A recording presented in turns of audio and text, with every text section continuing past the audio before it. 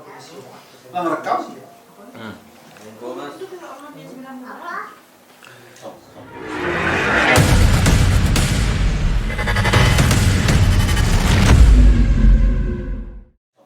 Bismillahirrahmanirrahim. Assalamualaikum warahmatullahi wabarakatuh.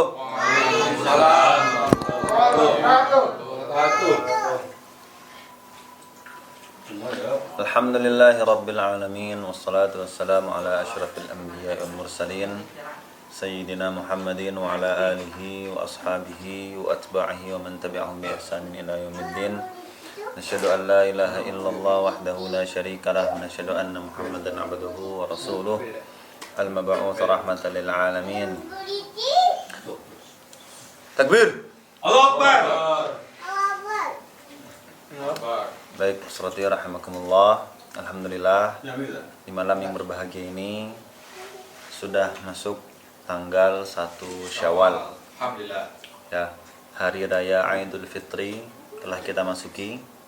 Alhamdulillah, Allah masih menyampaikan umur kita hingga saat ini. Alhamdulillah. Masih menyempurnakan nikmatnya untuk kita semua. Masih memberikan kita keimanan, kesehatan, kesempatan, Islam, dan semua yang kita inginkan. Alhamdulillah sampai sekarang masih Allah cukupkan. Salawat beringan salam kita doakan kepada Allah agar disampaikan pada Nabi Muhammad SAW. Allahumma salli ala Muhammad wa ala alihi wa sahbihi wa sallim. Yang selalu merindukan kita, bahkan di masa sakaratul mautnya sallallahu alaihi wasallam masih tetap menyebut kita dan merindukan kita umat-umatnya. Surati rahimakumullah, nikmat ini harus terus kita syukuri, ya, dengan cara mempelajari, mengamalkan dan mengajarkan semua syariat yang telah diajarkan oleh Rasulullah SAW kepada kita semua. Mempelajari, mengamalkan dan mengajarkan apa yang telah diwariskan oleh para ulama kepada kita. Karena ulama adalah warisan para nabi. Al-ulama warathatul anbiya. Ulama itu adalah warisan para nabi. Artinya dengan bersyukur, ya, dengan bersyukur, yang mana bentuk syukur yang dimaksud adalah mengamalkan, mempelajari, mengamalkan dan mengajarkan semua yang tertulis dalam syariat Islam, semua yang telah diajarkan oleh Rasulullah SAW, maka itu adalah insyaallah akan Allah golongkan sebagai bentuk syukur terbaik. Nah, di malam yang berbahagia ini, di 1 Syawal ini, salah satu sunnah yang sangat dianjurkan oleh Rasulullah SAW adalah memperbanyak takbir, tahmid, dan tahlil, ya. Dan itu dilakukan baik secara jamaah maupun secara sendiri-sendiri. Jadi jangan sampai kita hanya berpikir takbiran itu ya hanya ketika sholat aja, ketika sama-sama atau menjelang mau sholat Id. Tidak, ya. Itu disunnahkan untuk kita perbanyak sebanyak-banyaknya, baik secara bersama-sama ataupun secara sendiri-sendiri. Nah, kalau secara bersama-sama sudah kita lakukan, alhamdulillah, maka jangan lupakan yang secara sendiri-sendiri. Nanti ketika kita sudah selesai, ini bubar, pulang ke rumah masing-masing, ya, jangan hentikan mulut kita, lidah kita terus menguntaikan zikir-zikir ini yang telah disunnahkan oleh Rasulullah SAW di hari raya Idul Fitri.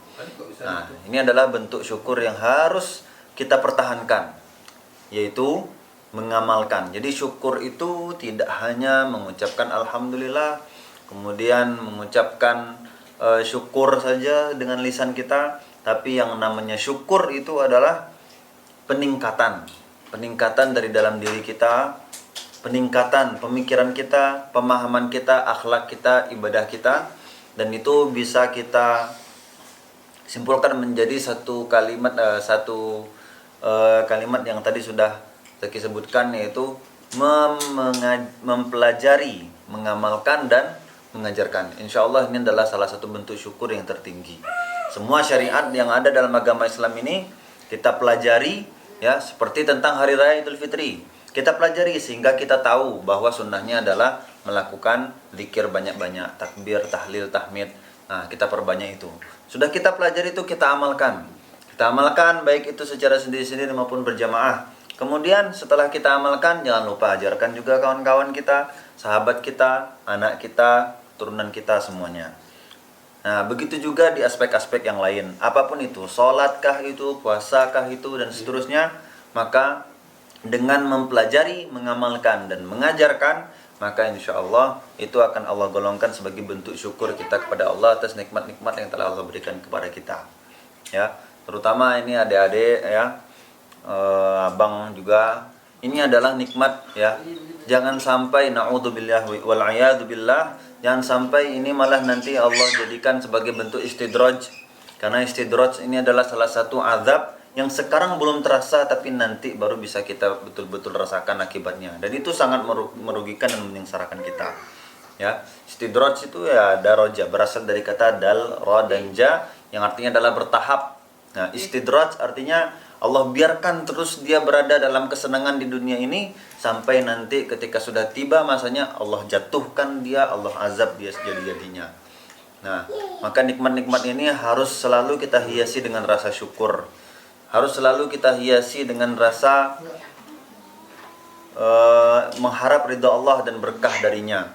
Karena yang penting dari segala yang kita miliki adalah berkah dari apa yang kita miliki tersebut, bukan hanya kebahagiaannya, bukan hanya keuntungannya ataupun yang lainnya.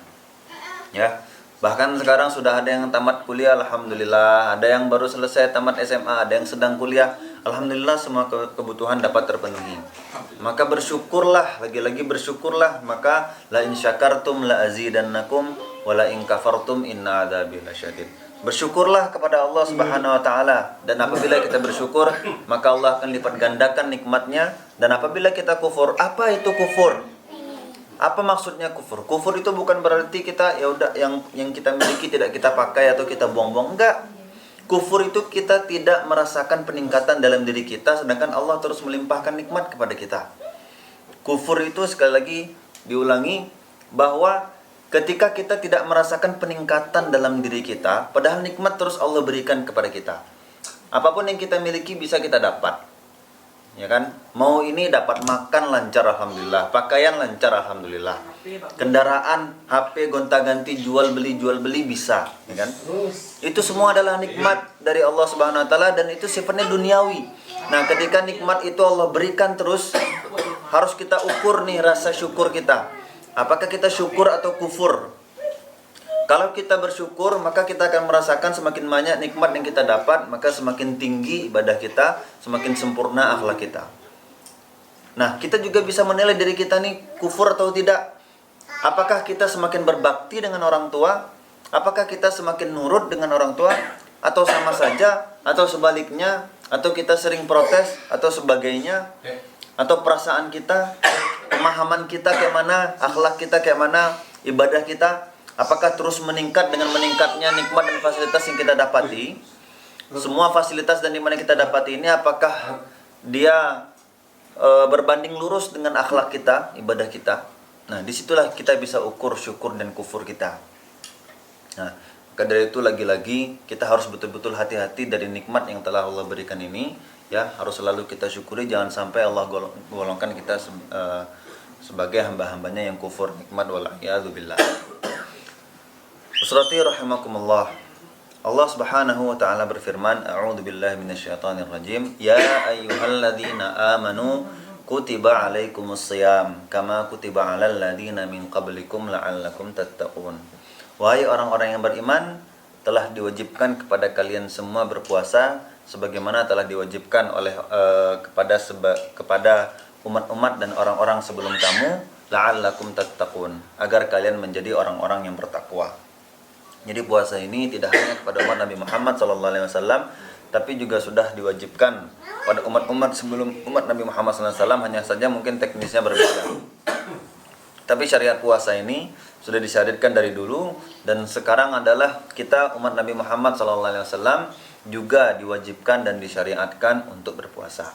Nah, yang perlu kita garis bawahi adalah apa tujuannya puasa ini? Apa tujuannya kita berada di bulan Ramadan ini, kemudian menjalankan puasa, menahan haus dan lapar, hawa nafsu dan seterusnya? Apa tujuannya? Langsung sudah Allah berikan juga jawabannya di kalimat terakhir pada ayat tersebut, la'allakum tattaqun, agar kalian semua bertakwa. Jadi ultimate goal dari goal dari puasa ini adalah menjadi orang yang bertakwa. Ya. Mungkin kita berikanlah perumpamaan yang sederhana. Misalnya nih ya, kita mungkin Zaki lah. Misalnya dari SD itu udah belajar bahasa Inggris misalnya kan. Dari SD itu udah belajar bahasa Inggris. Sampai kelas 6 SD belajar bahasa Inggris, SMP belajar bahasa Inggris, SMA masih belajar bahasa Inggris. Ya kan? Ketika itu proses belajar terus berjalan, ya, sepertinya kemampuan bahasa Inggris itu ya nggak terlalu signifikan peningkatannya. Kenapa? Karena tujuan yang terpatri dalam diri ini ketika mempelajari bahasa Inggris ya selama SD, SMP, SMA yaitu untuk syarat lulus. Karena bahasa Inggris itu adalah salah satu materi UN dulu kan. Nah, materi UN. Kalau seandainya gagal bahasa Inggris, maka nggak lulus SMP, nggak lulus SMA. Makanya belajar bahasa Inggris. Jadi tujuannya adalah hanya sekedar lulus, bukan untuk menguasai bahasa Inggris. Sehingga ya kita mendapatkan tujuan yang sudah kita impikan, tapi inti dari mempelajari pelajaran itu sendiri ya tentu tidak didapatkan karena tujuannya berbeda. Seperti itu. Nah, maka dari itu ya, makanya kemampuan bahasa Inggris itu ya tidak terlalu bagus. Karena itu tadi tujuannya adalah untuk sekedar syarat lulus saja, bukan untuk menguasai bahasa Inggris. Nah, coba kita cocokkan, kita sesuaikan dengan puasa ini, ya kan? Permasalahannya tadi titik poinnya tadi itu berada di tujuan, ya. Ketika mempelajari bahasa Inggris tujuannya hanya sekedar lulus, ya sudah lulus. Tapi menguasainya tidak. Nah, puasa ini juga harus kita evaluasi dan kita renungkan dalam diri kita. Apa tujuan kita selama ini puasa? Kita ini menjalankan puasa berbeda-beda ya, sesuai dengan umur yang umur kita, ya kan? Sudah berkali-kali. Ya. Nah, dan setiap puasa yang kita jalani itu, ya, setiap puasa yang kita jalani itu, sudahkah kita menentukan apa tujuan kita puasa? Ada orang yang tujuan puasa itu ya sudah biar sama dengan yang lain. Ada orang yang tujuannya puasa itu karena disuruh orang tua. Ada orang yang tujuannya puasa itu ya karena malah dipaksa sama gurunya atau sama orang tuanya. Macam-macam. Nah, ya kan? Ada orang yang tujuan puasa itu untuk ya biar dia nggak merasa minder dengan teman-temannya yang lain yang puasa juga. Beda-beda tujuan dan mereka akan mendapatkan dari tujuan mereka masing-masing. Nah, sehingga banyak sekali di dunia ini dari zaman dahulu kala sampai sekarang, ya. Ramadan demi Ramadan dia lewati tapi dia tidak ada peningkatan sama sekali. Ramadan demi Ramadan dia lewati tapi akhlaknya gitu-gitu aja. Ramadan demi Ramadan dia lewati tapi ibadahnya nggak ada meningkat sedikit pun. Bahkan menurun. Akhlaknya kepada orang tua, kepada sesama, kepada teman, kepada yang lebih tua, kepada yang lebih muda, nggak ada peningkatan gitu-gitu aja. Padahal sudah berapa tahun umurnya, setiap Ramadan dia lewati masih Allah berikan kesempatan, tahun depan Allah berikan kesempatan lagi, Allah berikan kesempatan lagi, tapi gitu-gitu aja. Nah, maka di sini ada masalah dalam hal tujuannya. Nah, maka itulah surati rahimakumullah harus kita hujamkan dalam diri kita. Tujuan utama dari puasa ini adalah untuk menjadi hamba Allah yang bertakwa tadi. Untuk menjadi hamba Allah yang bertakwa. Karena takwalah sebaik-baik bekal yang bisa kita andalkan nanti ketika di akhirat. Gak ada yang bisa kita andalkan selain takwa ini. Ya, berapapun MacBook yang dipunya, berapapun harta yang dipunya, HP gonta-ganti, mati selesai semua, gak ada yang dibawa satupun. Nah, yang bisa dibawa hanya takwa saja. Makanya di dunia ini nggak ada yang layak untuk sombong, sekaya apapun, seganteng apapun dia, bagaimanapun bentuk parasnya, nggak ada yang layak untuk disombongkan karena itu semua nggak ada gunanya di sisi Allah. Inna akramakum indallahi atqakum. Sesungguhnya yang paling mulia di sisi Allah di antara kalian itu semua adalah takwa kalian. Makanya orang miskin bisa bersaing dengan orang kaya. Yang ganteng bisa bersaing dengan yang nggak ganteng misalnya. Nah, jadi Karena ini semua hanya sifat duniawi. Nanti kelak ya di akhirat penghuni surga maka dia akan mendapatkan paras yang layak sebagai penghuni surga. Muka dia nggak akan seperti di dunia kalau dia sudah masuk surga. Hartanya nggak akan seperti harta orang terkaya di dunia kalau sudah di surga. Dan kehidupan yang hakiki adalah nanti kalau orang masuk surga. Kalau hidupnya di neraka berarti ya itulah dia di neraka. Nah, na'udzubillah min dzalik. Nah, lagi-lagi makanya yang kita butuhkan di dunia ini hanyalah satu, yaitu takwa. Wa tazawwadu fa inna khairaz zadit taqwa. Berbekalah, dan sebaik-baik bekal bukan harta, bukan tabungan, bukan istri, bukan anak, tapi takwa.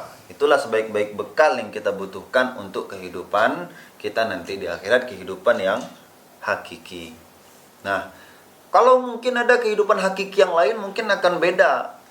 Mungkin ada dua tujuan hidup di dunia ini manusia kan. Maksudnya kalau akhirat itu ada dua, ya kan? Tapi kan itu tidak ada. Akhirat itu cuma satu dan pemiliknya juga hanya satu, yaitu Allah Subhanahu wa taala.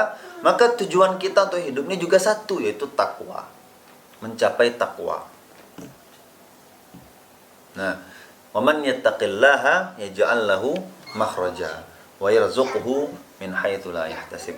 Barang siapa yang bertakwa kepada Allah, maka Allah akan berikan dia jalan keluar, wa yarzuqhu min haitsu la yahtasib. Dan dia akan Allah berikan petunjuk, akan Allah berikan rezeki, akan Allah berikan semua yang dia inginkan min haitsu la yahtasib, ya, dari sisi yang dia tidak duga-duga. Yang ini bisa kita simpulkan misalnya ketika dia berdoa, ya kan? Dia meminta apa yang dia inginkan, Allah akan beri apa yang dia butuhkan. Mungkin yang kita inginkan tidak Allah beri, bukan berarti doa tidak terkabul, tapi Allah tahu yang terbaik untuk kita bukan itu. Kita berdoa kepada Allah semoga dapat misalnya dapat universitas terbaik, universitas ini, bahkan kita doakan terus di sepertiga malam terakhir. Tapi enggak Allah kasih, berarti itu bukan yang terbaik untuk kita. Tapi pemikiran seperti itu, pemahaman seperti itu ada syaratnya, yaitu sudah melaksanakan semua rumusnya, yaitu usaha, ikhtiar, doa, kemudian tawakal. Kalau tiga ini sudah dilakukan tapi yang kita inginkan belum tercapai, maka yakinlah Allah sedang merencanakan sesuatu yang lebih indah daripada yang kita inginkan. Ya, bagaimana dulu ya pengalaman Zaki pribadi ketika berdoa terus mau masuk SMP 7 tapi Allah berikan arisalah. Alhamdulillah Allah berikan yang terbaik, ya kan? Mungkin kalau jadi di SMP 7 nggak akan duduk seperti ini Zaki sekarang. Ya kan? Mungkin enggak ada. Ya mungkin enggak di sini sekarang, gitu kan? Macam-macam. Itulah. Ya. Intinya ketika tiga rumus ini kita lakukan, kita berusaha, ikhtiar, doa, tawakal, maka serahkan semuanya kepada Allah Subhanahu wa taala. Silakan doakan apa yang kita inginkan, tapi apapun hasilnya nanti bersyukurlah karena itu yang terbaik untuk kita. Nah, usrati rahimakumullah. Ramadan tahun ini telah berlalu. Ya. Dan Ramadan tahun ini memang Ramadan pertama kali sepertinya, ya. Ramadan pertama kali yang mana kita nggak ada ke masjid, ya kan? Yang mana masjid itu tempat kita berkhalwat dengan Allah Subhanahu wa taala. Berduaan, bermesraan dengan Al-Quran dulunya. Setiap habis subuh kita menunggu sampai syuruk. Sholat kita 2 rakaat. Kita dengarkan ceramah-ceramah ustadz. Kita dengarkan tausiah-tausiah. Kita gaung-gaungkan ingin mendapatkan pahala 3 kali umrah bersama Nabi. Tamah. Sempurna. Kita perbanyak iktikaf. Ada yang mengkhususkan pergi dia umrah selama bulan Ramadan ini. Ada yang iktikaf di 20 hari terakhir. Ada yang iktikaf di 15 hari terakhir. Ada yang iktikaf di 10 hari terakhir. Tapi di Ramadan tahun ini, qadarallahu ma syaa fa'al, kita tidak bisa melakukan itu. Nah, tapi tetap di semua kejadian selalu ada hikmah yang bisa kita petik, ya. Selalu ada hikmah yang bisa kita petik. Ya, mungkin salah satunya adalah kita bisa menjalin keakraban dengan keluarga kita, menjalin komunikasi, ya kan? Tausiah seperti ini mungkin kalau kita di masjid itu tidak ada tausiah kayak gini, mungkin kan? Nah, tidak ada kita mensyiarkan tausiah-tausiah kita di media sosial. Kemudian ya mungkin kalau masih seperti biasa sampai pertengahan Ramadan tuh Faruk masih di Jakarta mungkin. Sibuk pula mau kianki. Sibuk ini, sibuk itu, macam-macam. Nah, salah satu hikmah yang bisa kita petik Ramadan dalam kondisi ini adalah ya kita menjalin keakraban dengan sesama anggota keluarga, kemudian bisa tausiah seperti ini bagus sekali, alhamdulillah, ya kan? Di sini ada, di rumah Faisal juga ada, ganti-gantian. Mungkin kalau ndak ini Faisal ini masih ikut super manzil atau sudah di al mustaqimiyah atau ya macam-macam, ya kan? Nah, tapi renungannya tidak sampai di situ saja. Kita evaluasi lebih jauh lagi. Pencapaian kita mungkin di sini berbeda-beda. Ada yang ketika kita di tengah kesibukan di Ramadan-Ramadan yang lalu, ya, kita di tengah kesibukan, terutama yang sudah jadi guru wasidiki, di tengah kesibukan dengan anak-anak. Nah, mungkin macam-macam nih. Ada yang target ibadahnya malah lebih tinggi kalau dia sambil sibuk ngurus anak. Dan ketika di masa corona ini, ya, Ramadan di masa ini malah menurun ibadahnya. Malah cenderung ya karena kondisi gitu kan, di rumah terus, sehingga bawaannya itu santai. Karena bawaannya santai, ya kan? Akhirnya ibadah pun jadi santai. Tapi dulu tahun lalu ketika kita sibuk, karena bawaannya sibuk, kita ingin sibuk juga ibadah gitu. Nah, macam-macam pencapaiannya. Nah, dari itu semua lagi-lagi kita bisa mengevaluasi diri kita, kita renungkan, ya kan?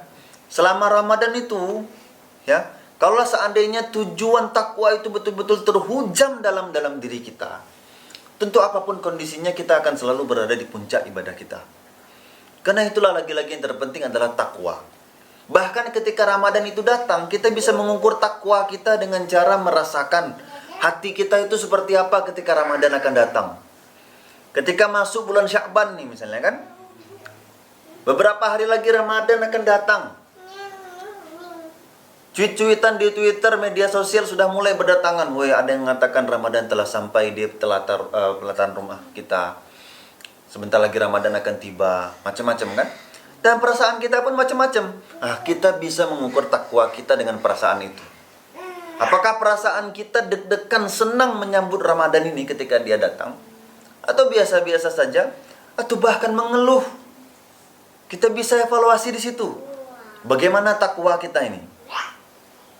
Kalau seandainya kita bersukaria, berbahagia ketika Ramadan sebentar lagi tiba, semakin dekat, semakin senang kita, maka selamat, ya kan? Insya Allah itu takwanya termasuk yang tertinggi. Ya, rasa bahagia ketika di depan itu ada peluang ibadah itu adalah nikmat yang paling besar dan takwa yang tertinggi. Rasa bahagia dalam beribadah, rasa bahagia, rasa candu untuk terus menambah ibadah, itu adalah nikmat yang tertinggi. Begitu juga kemarin nih. Kemarin ketika Ramadan akan pergi, bagaimana perasaan kita? Bisa kita ukur takwa kita dari situ. Apakah perasaan kita sedih Ramadan mau pergi dan belum tahu tahun depan kita akan ketemu lagi dengan Ramadan atau tidak? Gak ada yang tahu. Kita bisa mengukur takwa kita, memperkirakan setidaknya, ya kan, dari perasaan kita. Kalau seandainya apakah perasaan kita sedih atau lega, alhamdulillah nak puasa lagi besok. Atau bahkan senang gitu kan, sudah selesai Ramadan, bisa makan siang, bisa macam-macam. Maka disitulah takwa masing-masing manusia diuji. Nah, dan banyak sekali hadis-hadis, riwayat-riwayat yang menyebutkan tentang keutamaan bulan Ramadan ini.